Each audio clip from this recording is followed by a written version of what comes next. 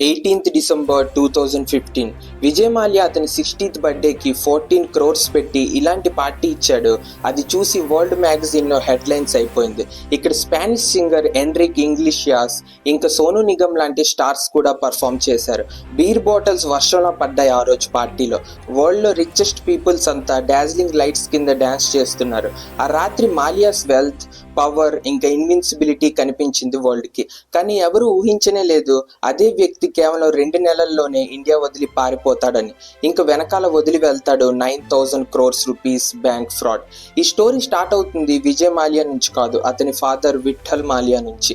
కర్ణాటకలో పుట్టిన విఠల్ మాల్యా కాలేజ్ టైంలోనే ఫైనాన్షియల్ స్టేట్మెంట్స్ లో మాస్టరీ చేశారు. ఇదే బ్రెయిన్ తో 1940s లో స్టాక్ మార్కెట్ నుంచి హ్యూజ్ అమౌంట్ ఎర్న్ చేశారు. అలా అతని దృష్టి యునైటెడ్ బ్రేవరీస్ కంపెనీ మీద పడింది. బ్రిటిషర్స్ ఆల్కహాల్ బిజినెస్ కోసం ఇండియాలో సపరేట్ ప్లేసెస్ లో బ్రేవరీస్ సెటప్ చేశారు. అలా 1915లో ఇవే బ్రేవరీస్ కలిపి ఒక కంపెనీ అయింది. దాని పేరు యునైటెడ్ బ్రేవరీస్ అలియాస్ యూబీ. 1946లో విఠల్ మాల్యా యూబీ షేర్స్ కొనడం స్టార్ట్ చేశారు. కేవలం 2 సంవత్సరాల్లోనే 24 years ఏజ్కే అతను యునైటెడ్ బ్రేవరీస్ కంపెనీకి చైర్మన్ అయ్యాడు. చైర్మన్ అయిన తర్వాత యూబీ నుంచి వచ్చిన ప్రాఫిట్స్ తో చాలా లిక్కర్ కంపెనీస్ ని ఓన్ చేసుకోవడం స్టార్ట్ చేశారు. అలా ఒక మ్యాసివ్ లిక్కర్ బిజినెస్ ఎంపైర్ ని చేసుకున్నాడు. కానీ Vittal Mallya only liquor business తో ఆగిపోలేదు. అతని స్కిల్స్ అండ్ వెల్త్ ని యూజ్ చేసి అండర్ వాల్యూడ్ కంపెనీస్ ని అక్వైర్ చేసుకోవడం స్టార్ట్ చేశారు. అలా 1981 అయ్యేసరికి ఇతని దగ్గర 10 breweries, 7 processed food companies, 6 investment companies ఇంకా చాలా కంపెనీస్ ని అక్వైర్ చేసి పెద్ద బిజినెస్ ఎంపైర్ ని బిల్డ్ చేశారు. ఆ టైంలో అతని దగ్గర ఉన్న companies total valuation 350 crores rupees. ఇతను చాలా సింపుల్ అండ్ హంబల్ పర్సన్, చాలా హార్డ్ వర్కింగ్ పర్సన్ కూడా. హార్డ్ వర్కింగ్ నేచర్ వల్ల అతని హెల్త్ మీద నెగిటివ్ ఇంపాక్ట్ పడింది. అలా 1983లో 59 ఏజ్కే అతనికి మేజర్ హార్ట్ అటాక్ వచ్చింది. ఇంకా అతను సర్వైవ్ అవ్వలేకపోయారు ఈ ఎర్త్ మీద. అలా మన స్టోరీలోకి ఎంట్రీ వస్తుంది 27 years old విజయ్ మాల్యా. విజయ్ మాల్యా 1955లో జన్మించాడు. తన ఫాదర్ కి ఓన్లీ సన్ అతను. అతని చైల్డ్హుడ్ బెంగళూరులో గడిచింది. అక్కడ తన లైఫ్ లగ్జరీతో నిండిపోయింది. ఇతను చాలా ఎక్స్ట్రోవర్ట్ పర్సన్. ఫ్రెండ్స్ తో బైక్ రేసింగ్, క్రికెట్ అంటే చాలా ఇంట్రెస్ట్ ఇతనికి.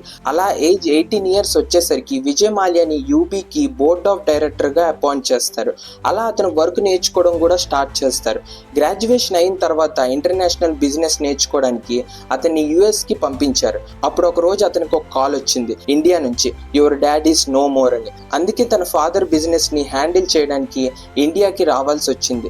విజయ్ మాల్యా తన ఫాదర్ లా కాదు, ఇతను టోటల్ గా opposite character. Costly parties, luxuries, life style అంటే చాలా ఇంట్రెస్ట్. ఇది గమనించిన remaining UB board of directors అతని లీడర్షిప్ మీద కాన్ఫిడెన్స్ ఉండేది కాదు. కానీ majority board of directors support తో యూబీకి చైర్మన్ అవుతాడు. కానీ విజయ్ చైర్మన్ అయినప్పటి నుంచి ఏదైనా కొత్తగా చేసి అతని మీద డౌట్ పడే వాళ్ళకి రాంగ్ అని ప్రూవ్ చేయాలనుకుంటాడు. అందుకే అతను యూబీ లిక్కర్ బిజినెస్ తో పాటు చాలా బిజినెసెస్ లో ఇన్వాల్వ్ అవ్వడానికి ట్రై చేస్తాడు. అతను ప్రెడిక్ట్ చేశాడు యుఎస్ లాగా ఒక ఫాస్ట్ ఫుడ్ రెవల్యూషన్ ఇండియాలో వస్తుంది అని. అందుకే అతను మెక్డానల్డ్స్ పిజ్జా కింగ్ అనే ఫాస్ట్ ఫుడ్ చైన్ కంపెనీని స్టార్ట్ చేస్తాడు. ముంబై ఇంకా పూణేలో చాలా అవుట్లెట్స్ ఓపెన్ చేశారు. కానీ ముంబైలో ఒక పెద్ద కాంపిటీషన్ అతని కోసం ఆల్రెడీ వెయిట్ చేస్తుంది. Mumbai the legendary dabbawala. ఇది ఒక effective home made food delivery system. Week days లో వర్క్ చేసే వాళ్ళు ఫాస్ట్ ఫుడ్ ని ఎంకరేజ్ చేయకుండా హోమ్ మేడ్ ఫుడ్ ని ప్రిఫర్ చేసేవారు. ఆ టైంలో ఈటింగ్ అవుట్ కల్చర్ కి పాపులారిటీ లేదు. Most of the time home made food నే ప్రిఫర్ చేసేవారు.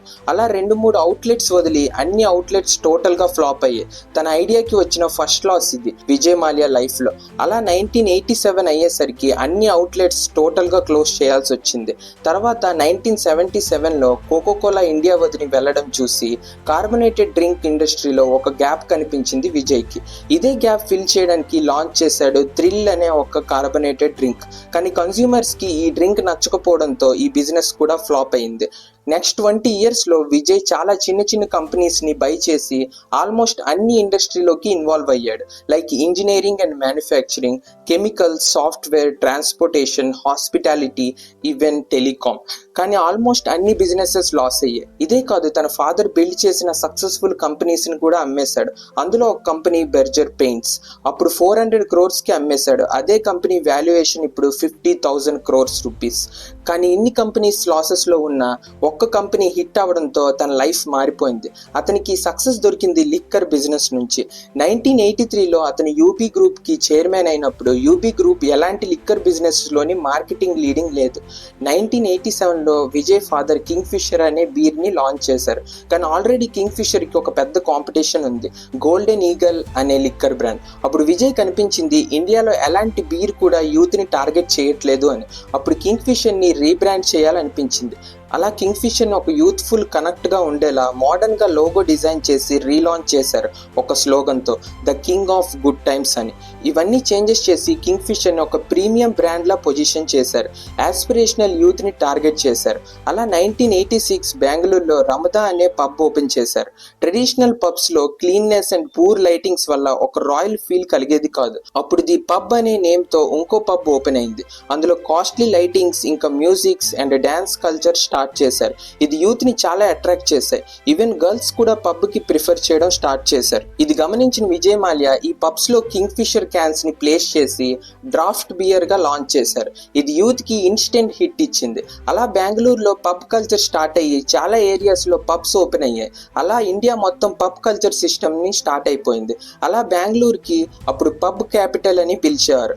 అలా పబ్స్ పెరుగుతున్న కొద్దీ ప్రాఫిట్స్ విజయ్ మాల్యాకి ఇంక్రీజ్ అవుతూనే వచ్చాయి. అలా కింగ్ ఫిషర్ బ్రాండ్ ప్రమోషన్ అన్ని ప్లేసెస్ లో స్టార్ట్ చేయడం జరిగింది. Football, cricket, hockey, fashion shows లాంటి స్పాన్సర్షిప్స్ చేసి కింగ్ ఫిషర్ ని ప్రమోట్ చేసి బ్రాండ్ విజిబిలిటీని పెంచుకున్నాడు. కట్రీనా కైఫ్, ఈషా గుప్తా, దీపికా పడుకొనె లాంటి యాక్టర్స్ తో ప్రమోట్ చేయించి బ్రాండ్ కి యూత్ అట్రాక్ట్ చేసేలా చేశాడు.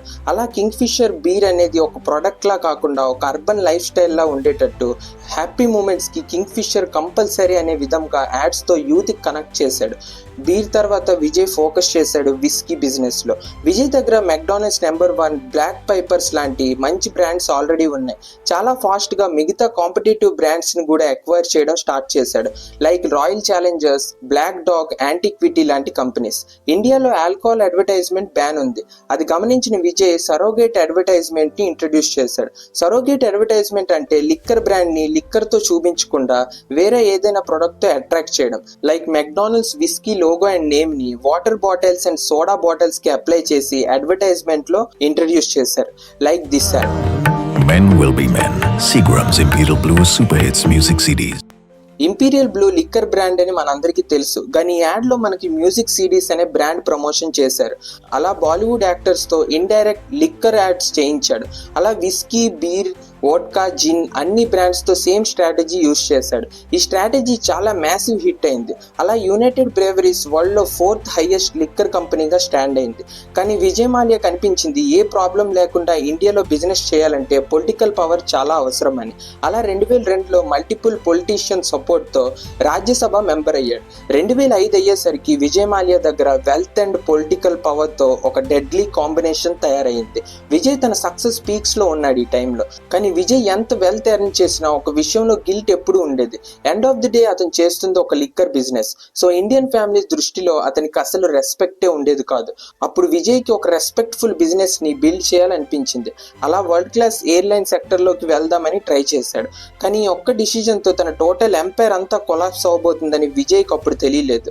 విజయ్ తన ఎయిర్లైన్స్ నేమ్ పెట్టాడు ద కింగ్ ఫిషర్ ఎయిర్లైన్స్ అని. ఇతని ఐడియా ఏంటంటే ఫ్లైట్స్ లో ఎకనామిక్ క్లాస్ ఇంకా బిజినెస్ క్లాస్ మధ్యలో ఒక కొత్త క్లాస్ ఆఫర్ చేయడం.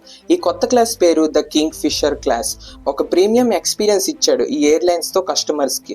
కాస్ట్లీ ఫుడ్ ఐటమ్స్, సెపరేట్ గా LED టీవీ స్క్రీన్ సెటప్స్ తో కస్టమర్ ని బాగా అట్రాక్ట్ చేశాడు. కానీ విజయ్ ప్లాన్ ఏంటంటే జెట్ ఎయిర్వేస్ ఇంకా ఎయిర్ ఇండియా ఫ్లైట్స్ కన్నా చీప్ కాస్ట్ లో కింగ్ ఫిషర్ ఎయిర్లైన్స్ వెళ్ళాలి అని. అలా 9th మేలో 2005లో స్టార్ట్ అయింది Kingfisher flights. First flight Bengaluru నుంచి ముంబై వరకు. ఈ ఫస్ట్ జర్నీలో ప్యాసింజర్స్ తో పాటు విజయ్ కూడా జర్నీ చేశాడు. ప్రతి ఫ్లైట్ ఆన్ బోర్డ్ అయ్యే ముందు ఒక వీడియో ప్లే అయ్యేది ప్యాసింజర్స్ LED టీవీస్ ముందు. Welcome aboard Kingfisher Airlines. From the day we've started flying, I've tried to create the finest. Vijay Mallya ప్రతి ప్యాసింజర్స్ కి వెల్కమ్ చెప్పేవాడు.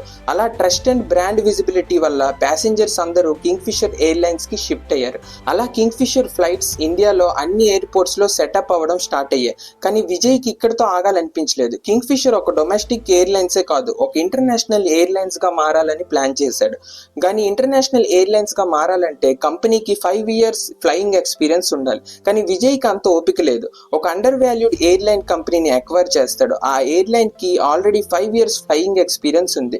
దాని పేరు డెక్కన్ ఎయిర్లైన్స్. డెక్కన్ ఎయిర్లైన్స్ ని అరౌండ్ 1000 crores కి బై చేస్తాడు. వెంటనే ఈ కంపెనీకి ఇంటర్నేషనల్ లైసెన్స్ కూడా దొరికింది.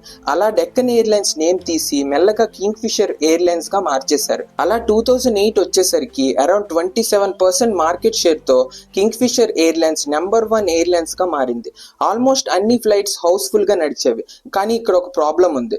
ప్రాబ్లం ఏంటంటే హై ఎక్స్పెండిచర్ వల్ల, లో టికెట్ ప్రైస్ వల్ల కింగ్ ఫిషర్ ఎయిర్లైన్స్ లాసెస్ లోనే నడిచింది. ఇదే టైంలో ఇంకో కొత్త కాంపిటీషన్ వచ్చింది కింగ్ ఫిషర్ ఎయిర్లైన్స్ కి, స్పైస్ జెట్ అండ్ ఇండిగో. ఇవి కూడా లో కాస్ట్ ఎయిర్లైన్స్ కావడం వల్ల ప్యాసింజర్ షిఫ్ట్ అవ్వడం మొదలు పెట్టారు. విజయ్ మాల్యా ప్లాన్ ఏంటంటే ఫస్ట్ కింగ్ ఫిషర్ ఎయిర్లైన్స్ లో రాయల్ ఫీల్ ఇచ్చి లో కాస్ట్ ఎయిర్లైన్స్ తో మోనోపోలీ క్రియేట్ చేద్దామని అనుకున్నాడు. కానీ ఇదే టైంలో ఇండిగో అండ్ స్పైస్ జెట్ లో కాస్ట్ టికెట్స్ ప్రొవైడ్ చేయడంతో కింగ్ ఫిషర్ ఎయిర్లైన్స్ లాసెస్ లోకి వెళ్లడం స్టార్ట్ అయ్యాయి. అలా 2008 ఎకనామిక్ గ్లోబల్ క్రైసిస్ టైంలో కింగ్ ఫిషర్ టోటల్ గా క్లోజ్ చేసే పొజిషన్ కి వచ్చింది. కింగ్ ఫిషర్ ఎయిర్లైన్స్ కి ఎలాంటి సిచ్యువేషన్ వచ్చిందంటే ఫ్యూల్ కంపెనీస్ కి 1000 crores డ్యూస్ పెండింగ్ లోనే ఉండిపోయాయి. కింగ్ ఫిషర్ స్టాఫ్స్ కి అరౌండ్ 6 months సాలరీస్ హోల్డ్ చేయడం జరిగింది. అలా మెల్లమెల్లగా 2012 వచ్చేసరికి కింగ్ ఫిషర్ ఎయిర్లైన్స్ టోటల్ గా క్లోజ్ చేయడం జరిగింది. The biggest down fall ever of any business man in the world. కానీ ఇక్కడ గమనించాల్సిన విషయం ఏంటంటే 2008 నుంచి 2012 బిట్వీన్ మధ్యలో కింగ్ ఫిషర్ ఎయిర్లైన్స్ కొలాప్స్ అవుతున్న టైంలో కొంచెం కూడా ప్యానిక్ అయ్యేలా ఎక్కడా కనిపించలేదు విజయ్. ఎందుకంటే ఎయిర్లైన్స్ కొలాప్స్ అవుతున్న టైంలోనే ఐపీఎల్ టీమ్స్ ని అరౌండ్ hundreds of crores లో బై చేశాడు.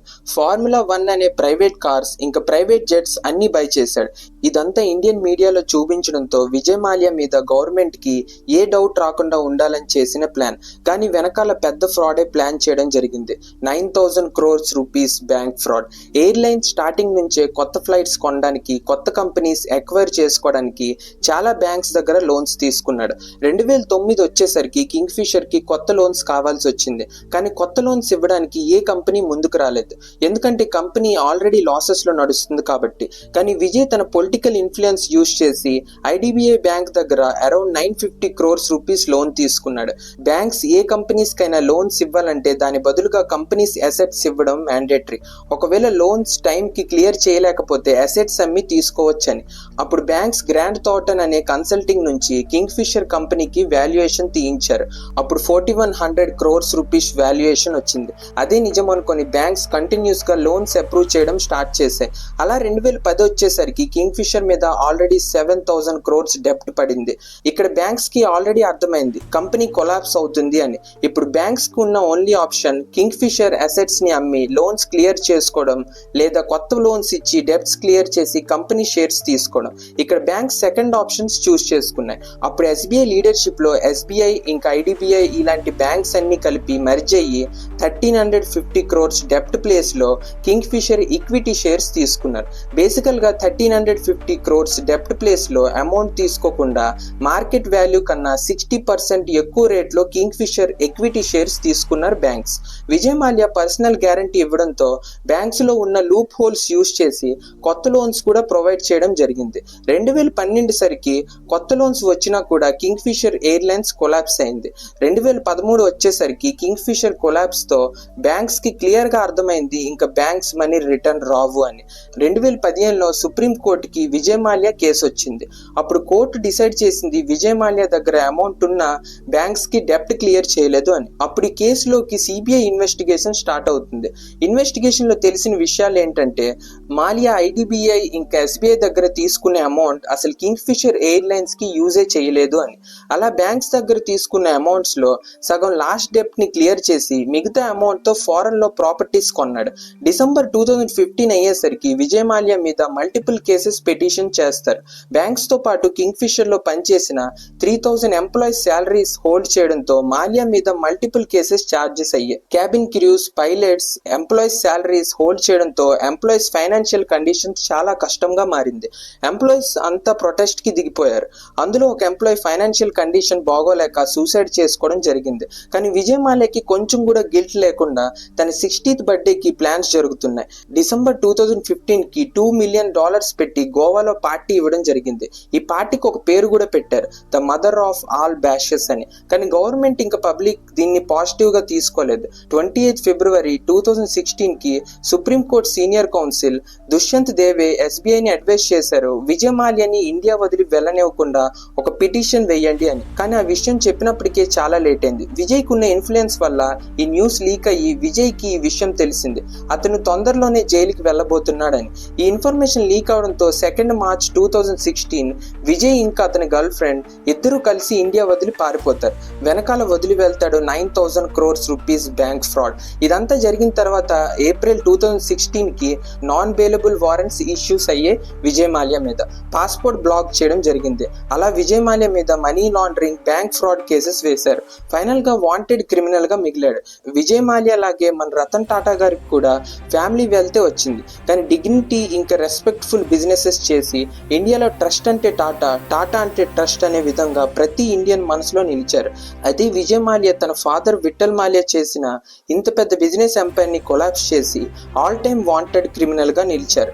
ఇప్పుడు విజయ్ మాల్యా దగ్గర ఎంత వెళ్తున్నా ఇండియన్స్ మనసులో మాత్రం రెస్పెక్ట్ ఎప్పటికీ రావడం జరగదు.